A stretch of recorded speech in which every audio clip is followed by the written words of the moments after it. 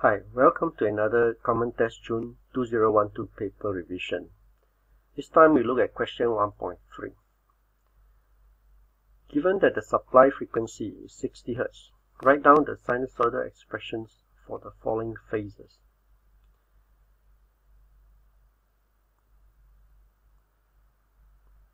Now to answer this question, we need to know the connection between a sinusoidal waveform.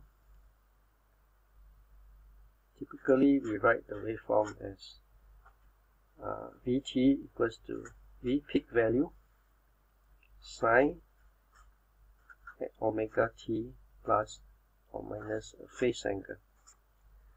Similarly, for current, It is I peak value sine omega t of a phase angle, I call it phi I, in this case 5 ampere. Alright, so this is the standard format. Now if I look at part 1, phasor given is V is equals to 110 and the angle of 18 degrees. Now the 110 is actually the RMS value,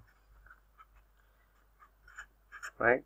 So to get to the peak value, I need to multiply RMS value by a factor of 2. So that's equals to 110 times root 2. So that gives me 155.563 or approximately 155.61. Therefore, the sinusoidal version of the voltage can be written as Vt is equals to 155.6, which is the peak value, sine omega t, because it is at 60 Hz, I have to calculate what's the value of omega. So omega is given as 2 pi of f, that's equals to 2 pi of the frequency is 60, that's equals to 120 pi, which I could leave it that way, right, radians per second, and put that in the expression. So coming back to this, is 120 pi t plus the phase angle, in this case is the positive 18 degrees. That's the sinusoidal expression for the voltage waveform. Similarly, for a current, phasor is given as I equals to 26 at an angle of minus 30 degrees ampere.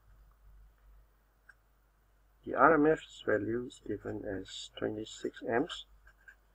Therefore, the peak value will be given as 26 times root 2, which is 36.8 amps. Therefore, the current waveform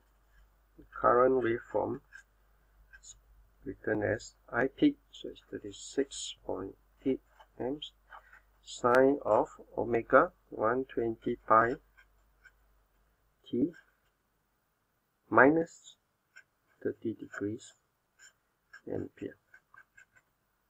So that is the sinusoidal version of the current in this question. Well, that's all. Thank you for watching and hope you learned something today. Bye.